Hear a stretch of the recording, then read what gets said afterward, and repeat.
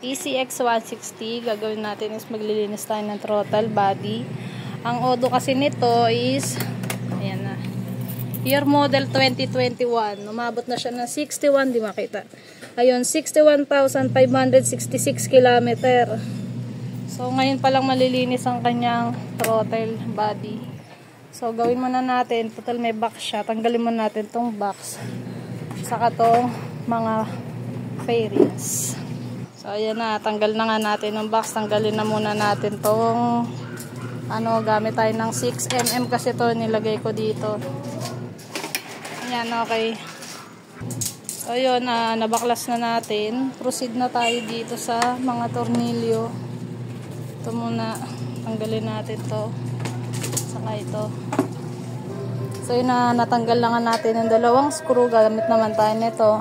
Pang sekwat, ingatan lang natin kasi bagong paint daw ang motor ni sir. Nga natin to, may pasikwat-sikwat lang natin sa ilalim na yan. So isunod naman natin, pagka natanggal natin yan, makikita nyo na yung mga tornilyo nyan dyan, babaklasin natin. Dito, check na lang din natin kung may babaklasin tayo. So, sa part na to, tanggalin na muna natin to.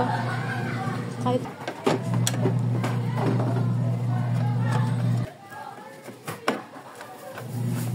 part na to, nabunot na nga natin yung tornilyo dito. Isa, tapos isa. Tapos meron din yan dito. Bubunutin na 10mm din pala to. Isa. Tapos meron dito rin sa taas. Ayan, kung makikita nyo yan. Tapos meron din dito sa kabila. 10mm. Ayan. Yan yun, ganito yung tsura. Pinunot ko na lang. So, pwede na nating hugutin. Tingnan mo yung ano ni sir. Tapos na. TCX. Una kasi ito pagkain. So, pinunot na natin. Umupuan. So, yun na guys. Kitang-kita nyo naman ang throttle. Lapit natin. Matanggalin muna natin lahat ng sakit. So ito, tinanggal muna natin to. Tapos luluwagan ko tong dito sa may airbox.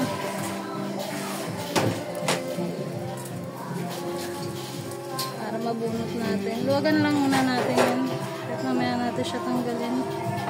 So tanggalin natin tong cover ng kanyang throttle body.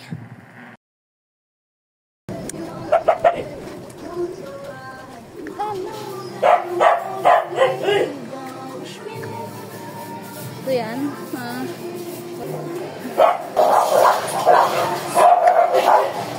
Natatanggal nyo na ito.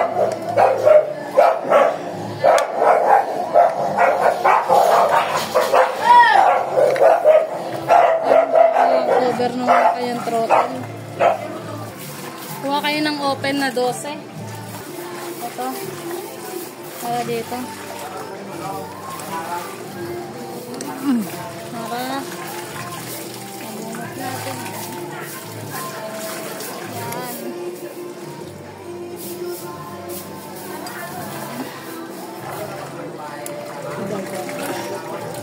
Habat?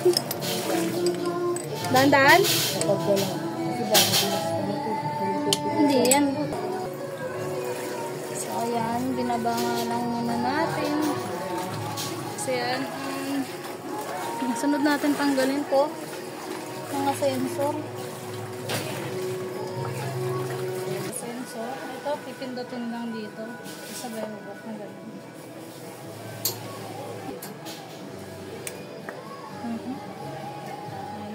Puno na kasi siya ng dumi kaya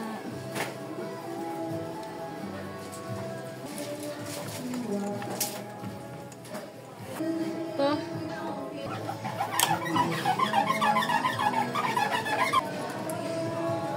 Ito yung maiksi ng konti dito. Susunod natin to. Yung dalawa ko dito.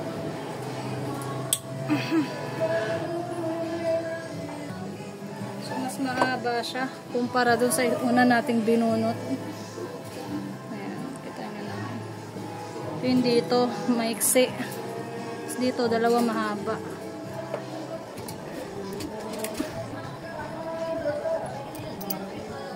So, ayan.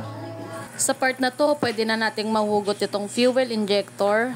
At kung makikita nyo, meron tong goma dito sa may ilalim. Pero nung binunot ko, wala. Naiwan pala siya dito sa mismong throttle body. Kung mangitim na stuck dun sa loob. Pero tatanggalin natin yan. Sa part na to, makikita nyo, hindi ko siya fully na nahugot. Pero ayos lang yan kasi may nakaharang. Mag-proceed na tayo sa kabilang tornilyo. Mamaya kasi magkaiba ng size. Sa part nga na to, naiangat ko na yung throttle body. At yung butas, tinakpan ko agad ng basahan para hindi mahulugan ng kung ano-ano. Takpan nyo na lang din agad para mas safe at mas ligtas. Pwede na natin tanggalin yung niluwagan natin kanina dito sa may airbox.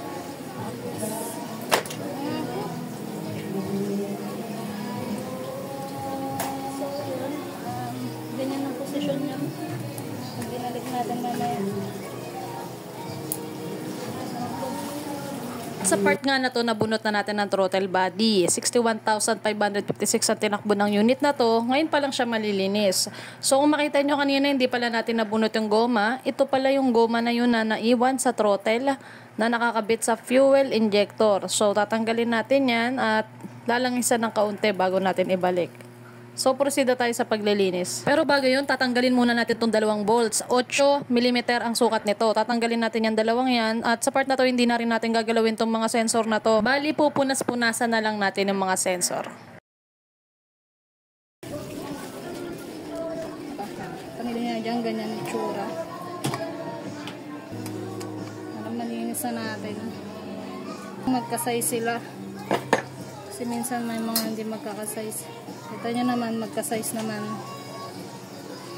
Doon yung mapag-iwalayan. So, bago natin yan, pag nilinis natin, tatanggalin natin yung mga o-ring na yan. Yung mga goma. Para di ma-apektuhan. So, ito na yung throttle body ni sir. Gagawin natin is, tatanggalin lang natin yung mga di dapat. Yung itim na. Tanggalin muna natin to. Wala tayong pantanggal na ano. Ano lang. Pupunas-punasan na lang nga muna natin to. Kumuha lang tayo ng malambot na bagay. Ayan. Mamaya, bago natin to ilagay is lalangisan natin to ng kaunti. So, linisin na nga muna natin. Wala kasi akong choice na pantanggal kundi ito. Huwag na isama yun sa gasolina. So, ito na lang. Linisin din natin. Ito yung sa may ilalim. Yan ang gas. Ayan naman. Yan na. Dito.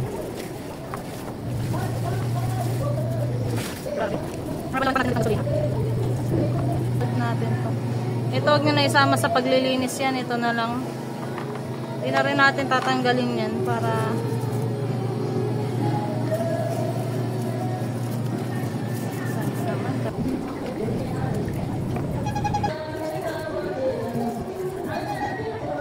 may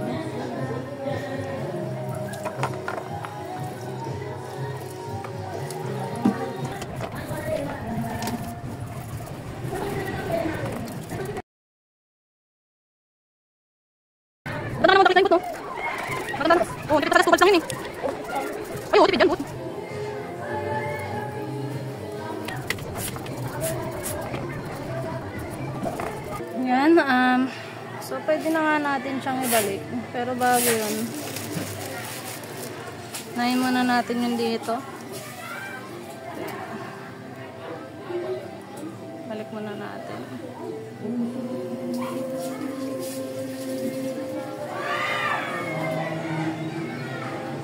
Yan. Dito rin sa kabila. Ayan. Naikabit na natin to. Set aside natin. Next naman natin yan dito. So, babalik natin to.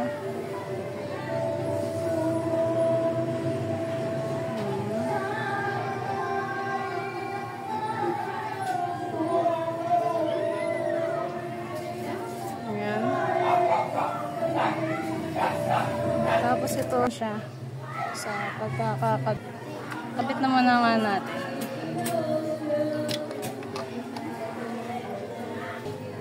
Kabitan moments na tayo.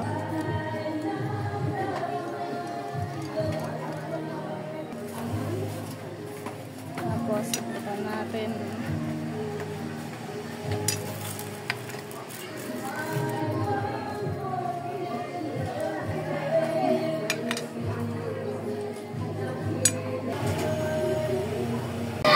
So, yun na nga guys. Ibabalik na nga natin siya. So, pwesto pala nitong kailangan nakaganyan ha. Ayan, ang pwesto nyo dyan. So, pag tinignan nyo sa ilalim yan. Ganyan. Mga ganyan. Tapos pag sinalpang sa ilalim, pag gano'n. So, mamaya na natin ito ikabit. Ikabit na muna natin lahat ng mga ating binunot.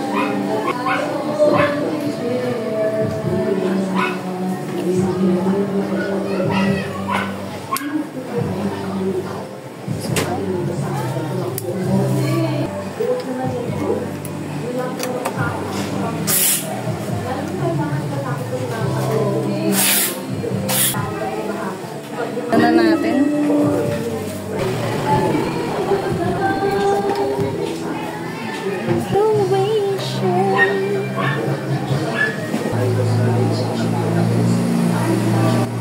At sa may part nga na to, kinakabit na natin dito sa may throttle position kung saan nakokontrol lang ating throttle. Ito nga po pala nasa ilalim na side at ganito naman po ang itsura ng nasa ibabaw na side. Ganyan naman po ang itsura niyan kapag nakakabit na po. Ito yung ganitong likod. Nakikita nyo naman po yung patusok nandun po sa ibabaw. Tapos yung flat, yun po yung nasa ilalim. Nakapalikot, tapos nakapasok dito sa gilid. Ang ganyan. So mag-proceed na tayong ikabit itong throttle cover.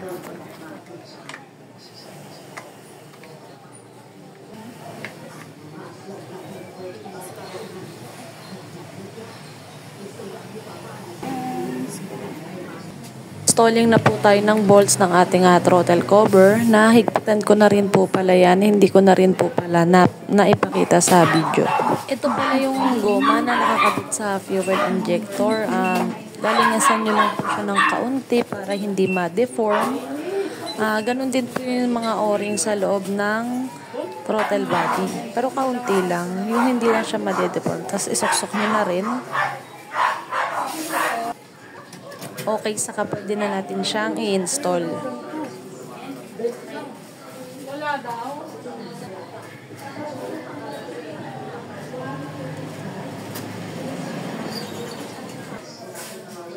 At in this part, inilagay ko na ang dalawang bolts ng fuel injector. Kung mapapansin nyo sa side na yan sa may pinakamalit na bolts, hindi ko pa naikabit dahil magre-reset pa tayo dito sa head sensor. Sa part na to, pumunta ako sa pinaka ng baterya at hahanapin nyo lang po dyan yung brown and green at magtatap po tayo ng pin. Brown and green po na wire. And once po na nahanap nyo na, dun nyo na po pwedeng ipasok yung pin.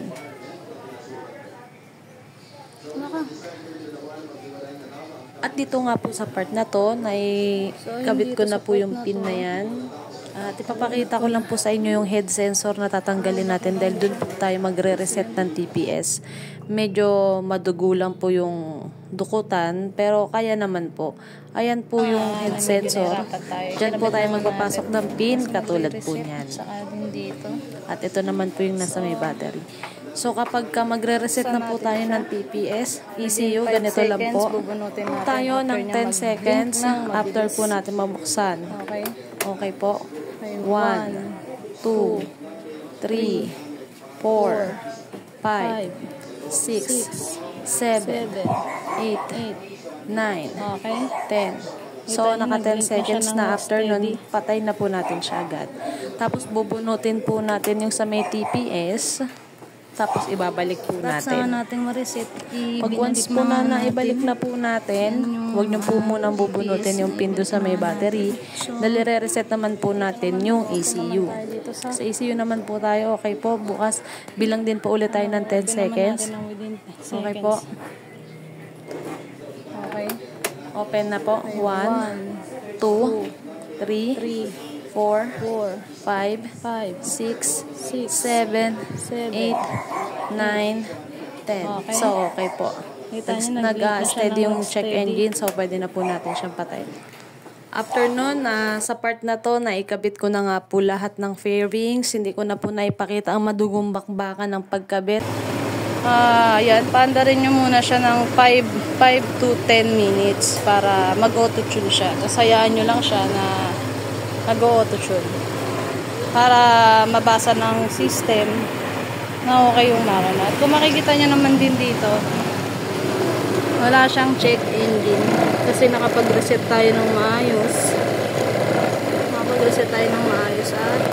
At yun, sa wakas, okay na. Salamat sa panonood. Ayan. Huwag niyo kakalimutan na Okay na. mag-subscribe, mga kaibigan. Salamat po.